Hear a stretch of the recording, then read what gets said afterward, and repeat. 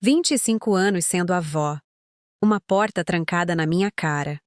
Uma nora que decidiu sozinha que eu não fazia mais parte da vida dos meus netos. Ela não fazia ideia de que muito antes daquela porta se trancar, eu já tinha falado com um advogado. Antes de eu continuar, se inscreve aqui no Área Revenge.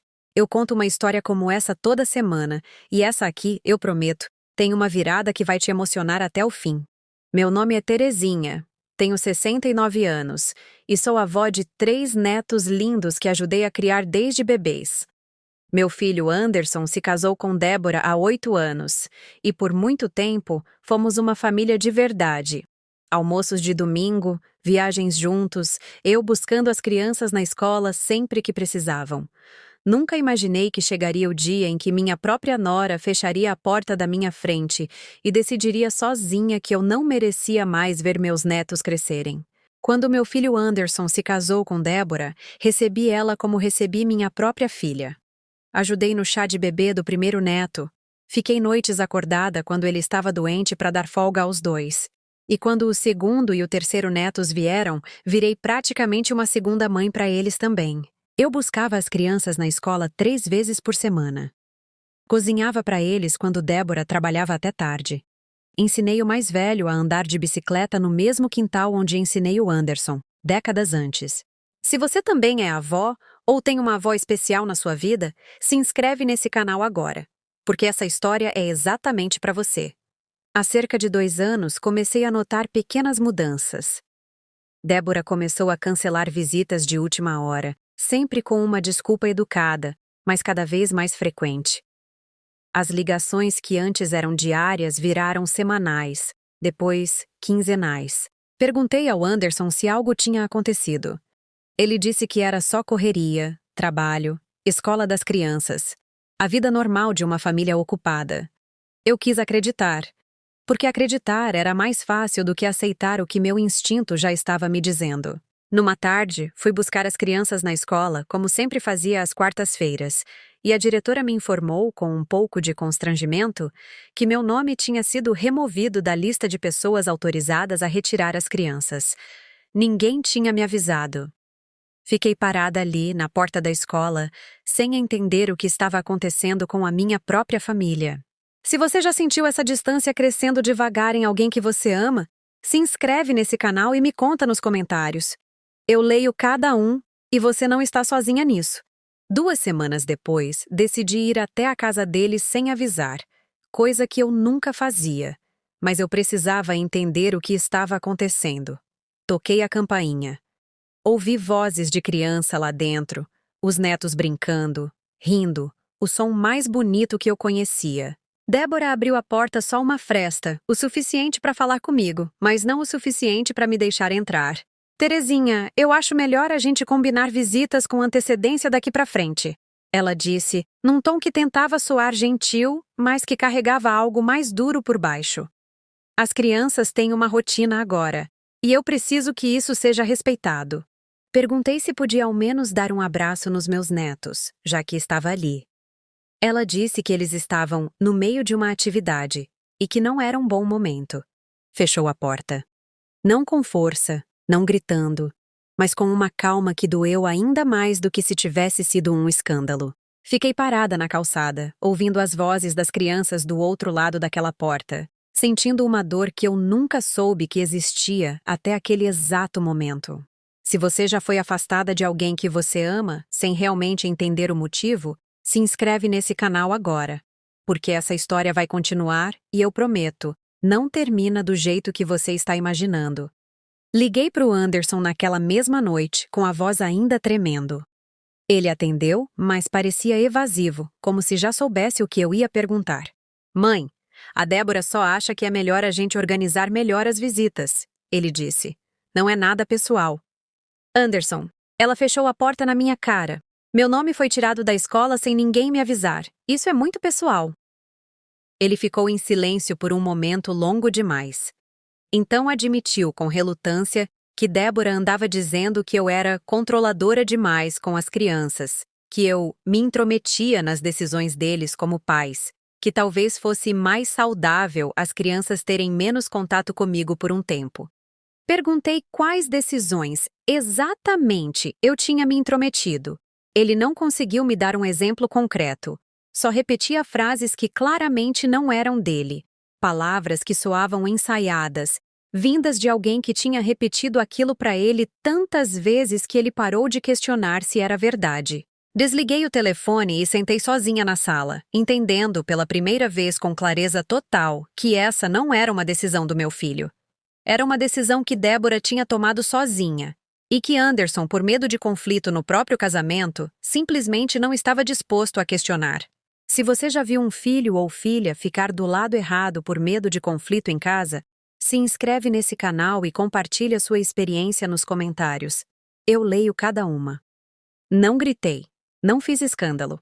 Passei os dias seguintes pensando com cuidado sobre o que fazer, porque eu sabia que qualquer atitude precipitada só ia dar mais munição para Débora provar que eu era, de fato, difícil demais.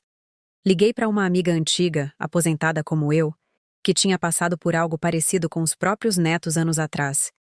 Foi ela quem me indicou uma advogada especializada em direito de família, alguém que já tinha ajudado outros avós na mesma situação.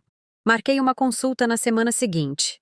A advogada me explicou com calma e clareza que em muitos lugares existem leis específicas de direito de visita de avós, que permitem, sob certas condições, que avós solicitem judicialmente o direito de manter contato com os netos, especialmente quando existe um histórico comprovado de vínculo afetivo e cuidado, como o que eu tinha construído ao longo de 25 anos.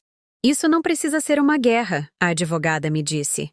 Muitas vezes, só o fato de a outra parte saber que existe um caminho legal já muda a postura dela completamente. Comecei a reunir provas do meu vínculo com as crianças, fotos ao longo dos anos, mensagens trocadas com Débora e Anderson sobre buscar as crianças na escola, registros da autorização anterior que eu tinha na escola antes de ser removida sem aviso. Não contei para ninguém da família o que eu estava fazendo. Assim como em outras histórias que já contei aqui, aprendi que proteção silenciosa, feita com calma e preparação, é sempre mais forte do que uma reação no calor do momento. Se inscreve agora no canal, porque a próxima parte dessa história é exatamente o motivo pelo qual eu fico tão grata por ter procurado ajuda quando procurei. Um mês depois, pedi que minha advogada enviasse uma carta formal, mas gentil, para Débora e Anderson, não ameaçando um processo imediatamente, mas explicando com linguagem legal clara que existiam direitos de avós reconhecidos em situações como a minha, e que eu esperava, antes de qualquer coisa, ter a chance de resolver isso como família. Recebi uma ligação de Anderson 2 dias depois, a voz visivelmente abalada. Mãe, você contratou uma advogada contra a gente? Eu contratei uma advogada para entender meus direitos, eu disse com calma. Não é a mesma coisa que ser contra vocês. É ser a favor de continuar existindo na vida dos meus netos. Débora pegou o telefone em seguida, a voz tensa. Terezinha, isso é um exagero completo. A gente nunca disse que você não ia mais ver as crianças para sempre. Vocês tiraram meu nome da escola sem avisar, eu respondi. Fecharam a porta na minha cara. Cancelaram visitas repetidamente sem explicação real. O que eu deveria ter concluído com isso, Débora? Houve um silêncio longo do outro lado da linha. Se essa história está te lembrando de alguém da sua própria família, se inscreve nesse canal agora. Porque eu acho que você precisa ouvir como isso termina. Concordamos em nos encontrar, os três, numa tarde de sábado, num terreno neutro, um café tranquilo perto da casa deles. Fui sozinha, sem minha advogada presente, porque queria que essa conversa fosse, antes de tudo, uma conversa de família, não uma negociação legal. Débora começou nervosa, na defensiva, repetindo as mesmas frases sobre rotina e limites saudáveis. Deixei ela falar até terminar.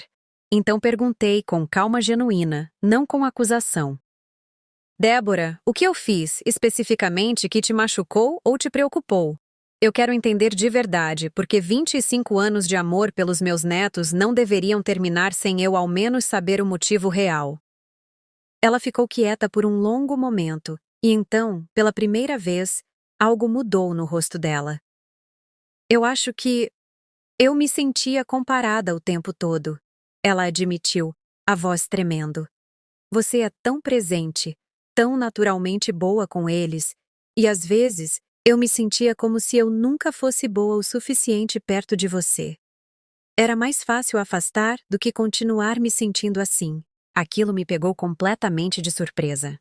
Eu nunca tinha imaginado que, por trás de toda aquela distância, existia insegurança, não malícia.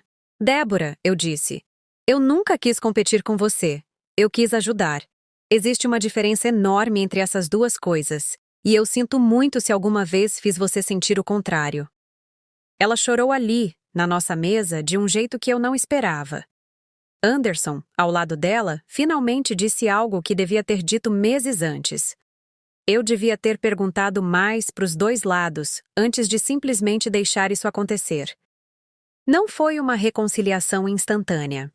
Levou meses de conversas cuidadosas, de visitas reconstruídas devagar, de Débora e eu aprendendo a nos comunicar de um jeito mais honesto do que tínhamos feito nos 8 anos anteriores. Concordamos, os três juntos, num acordo simples, mas claro sobre visitas, sem precisar de nenhum processo judicial formal. Meu nome voltou para a lista da escola na semana seguinte àquele encontro no café.